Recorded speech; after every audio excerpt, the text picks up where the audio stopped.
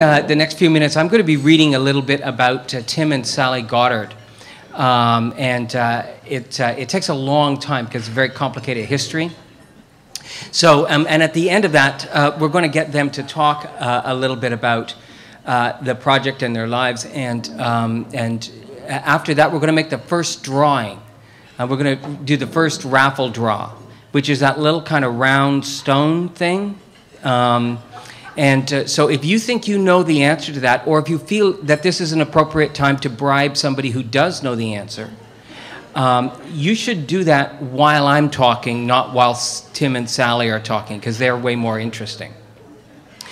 So there's people over there now that you can go and put your money in, get another $5 worth of stuff, and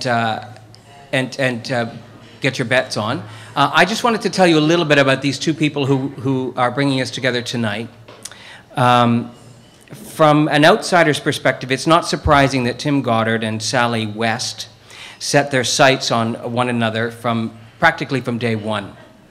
They shared many things in common, including British passports, a passion for teaching, and a devilish sense of humor. Both had chosen Papua New Guinea out of a desire to escape predictable lives and plunge themselves into the wholly unknown, a primitive country that few back home could point out on a map, let alone was a complex place made up of more than 1,000 often warring tribes with more than 800 languages. Their so-called regular lives, though, were vastly different. Sally, the second of 5 daughters of a British internist and his nurse wife, had come to Canada as an infant. She'd grown up in near idyllic circumstances in Sault Ste. Marie, Ontario, spending her leisure time swimming, rowing, and playing tennis in the summer, her winters downhill and cross-country skiing. Her father, Michael West, had constantly encouraged the wiry athlete and her sisters to try their hand at new things, with the understanding that he and his wife Kathleen were always there to rescue a stranded traveler or repair a bruised knee or a broken heart. By the time 1974 rolled around, Sally's path was tidily laid out. She'd head to Papua New Guinea for a 2-year volunteer stint with the Canadian University's Services Overseas, CUSO, and then likely return to Trent University in Peterborough, Ontario, where she just graduated with a degree in history to pursue a master's. Across the Atlantic, Tim wasn't enjoying such a carefree existence.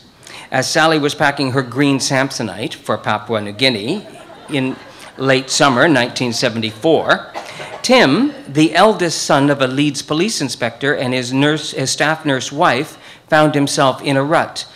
Is that staff nurse wife here? Where is she?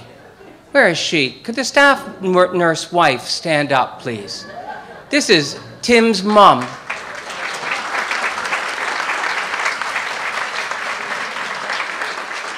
Welcome, Mrs. Goddard.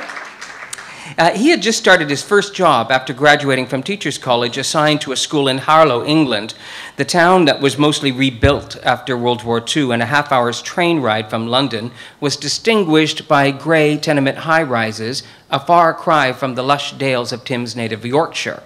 He spent his days trying to excite the intellects of the children of blue-collar workers from a nearby biscuit factory. In his cramped one-bedroom apartment, he devoted evenings and weekends to poring over the Times of London educational supplement, always on the lookout for new opportunities. One Sunday in the fall of 1975, an ad caught his eye. Papua New Guinea had just declared its independence. The Australians who had governed it for the better part of the 20th century were packing their bags and heading home, creating a brain drain of skilled workers in every sector.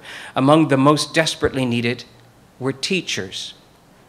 Well, what the job lacked in remuneration would be made up for in adventure. Tim's thoughts immediately wandered back to his primary school teacher, Miss Scarborough, who one day simply up and left Leeds. She joined the Voluntary Service Overseas, VSO, the British version of CUSO, and later sent her students a postcard from Peru. When he arrived at his interview in London a few weeks later, Tim told the recruiter he didn't want to hear about the malaria-carrying mosquitoes, lack of modern amenities, or any other drawbacks. "Where do I sign?" was all he asked. When the pair met in January 1976, sparks literally flew. Tim had arrived at the teacher's compound in Alotau, a relatively peaceful coastal village on the northern shore of Milne Bay, where many inhabitants still practiced witchcraft, but also enjoyed such rare modern conveniences as electricity. On the first day at that compound, a storm blew in and downed a power line in front of his small teacher's house. As he stood in front of the wire, contemplating the best way to get around it, Tim heard a female voice scream out an expletive-filled warning. "I'm not a complete idiot," he barked back in his thick Yorkshire accent to a slender, pretty young woman sporting long, braided pigtails. The stocky, dark-haired newcomer walked the long way around the power line and introduced himself to his new neighbor, Sally West. And that's how Tim and Sally met. And that story is on page 18 of Val Fortney's beautiful new book, Sunray, and she's going to talk to us about that tonight. So to tell us a little bit more of what happened after that, please welcome for a few words Tim and Sally Goddard.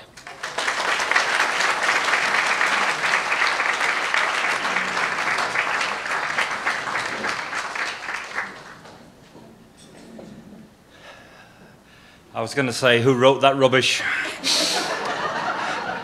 Then I realized she's sitting next to me. Duncan comes from a theatre background, and as you all know, in theatre, that 5% of what you see is actually real. And I think he just used that same technique with that particular introduction. But thank you anyway. Friends, thank you so much for being here. We're not going to take long. We've kind of going to tag team this a little bit. But my job first is just to welcome everybody. Duncan's already totally embarrassed my mum. And she's here, over here from North Wales, where she's living now. But we have people here from coast to coast. We've got friends and family. Our daughters, Victoria and Kate, are in from Ottawa and Halifax. Sally's sisters are here from Vancouver, from Ottawa Valley, and from Sault Ste. Marie, Michigan, in the US. We have friends, Phil Longmire's here from the Annapolis Valley, but he was our next door neighbor in Papua New Guinea when Nicola was born. We have people who've worked with different organizations in Papua New Guinea, in northern Canada, and many places where we've been. And we have all of you here, friends from the university, from the community, from everywhere, and we just can't thank you enough for being here with us this evening and sharing this. One person who's not here, who might have been, if he'd been able to be, is a fellow by the name of Walt Ratterman. And Walt was hired by, he was a freelance man around the world who did all sorts of work, development work. He was to Afghanistan in early 2001, putting in bread ovens in the highland area, Central Massif of Afghanistan. He's been in many parts of Africa. He came to work with us, hired by Light Up the World. He came with us to Papua New Guinea and helped us put in those first lights in Kirowina, Milne Bay province, where we put the first ones in 2008. Sadly, Walt was doing what Walt does and was in Haiti in the Montana Hotel they just checked in when the earthquake hit. And so we lost him. And I don't want to sadden anything because it's a great evening, but I do want you all, please, to just raise a glass in memory of Walt Ratterman, who was a good man. And he's much lost, much missed. To Walt. Cheers.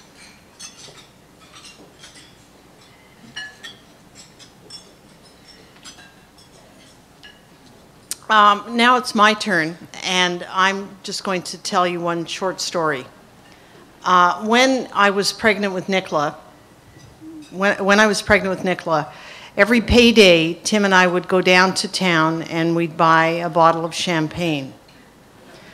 So over a period of months, we accumulated a number of bottles of champagne. And when it was time for Nicola to be christened, It was an incredible party because there was a lot to drink. Anyway, when Nicola went to Afghanistan, we started doing the same thing. And every 2 weeks, we'd put away a bottle of champagne. And the idea being, of course, when she came back, we would open them all. And that didn't happen. And on the night of her funeral, we opened up all the bottles we had and just drank them. And at that point in time, Tim suggested that one of the big things that Nicola was always keen about was people meeting each other. And all of you are at tables where you might or might not know the people you're sitting at. But one of the things we'd encourage you to do tonight is make sure you meet 6 people you didn't know before you set out on your day. Because it's so important that we all connect, that we're all drawn together. Unfortunately, when Val started writing the book, if I'd been smart, I would have started putting away a bottle of champagne every 2 weeks. And then the evening would have been slightly different. But I didn't, so I'm sorry. But you can buy one. But anyway, thank you so much for coming. I'm going to give it back to Tim. Yeah, thank you. And this project, you know, I mean, and I know some of you have mentioned, you saw me on the TV last night. This time, with Remembrance Day just around the corner, it's a time that we think of many things. For us, obviously, we think of Nicola, but we also think of many others. And this legacy of Nicola's, the Light Up Papua New Guinea project, is just one of a number of things that are happening. And I'm really pleased that we've been able to establish here at UPEI the Captain Nicola Goddard Scholarship in International Education. And the first one of those was awarded at the Dean's Honours and Awards Night earlier this fall. And so I'm going to completely embarrass Lisa Maida, wherever she is. Lisa, wave, is the first recipient of that award, of that scholarship. And should she or any of the rest of you choose to go on to graduate studies at the University of Calgary, there's one there as well. So, you know, these legacy things happen, and they only happen through the concerted effort of many. You know, each of us individually, we can only do so much on our own. We all know that. It takes community, and we have a great community. We have a great community here tonight, and we thank you so much for sharing this time with us. Thank you very much indeed. But don't believe Duncan. Thank you.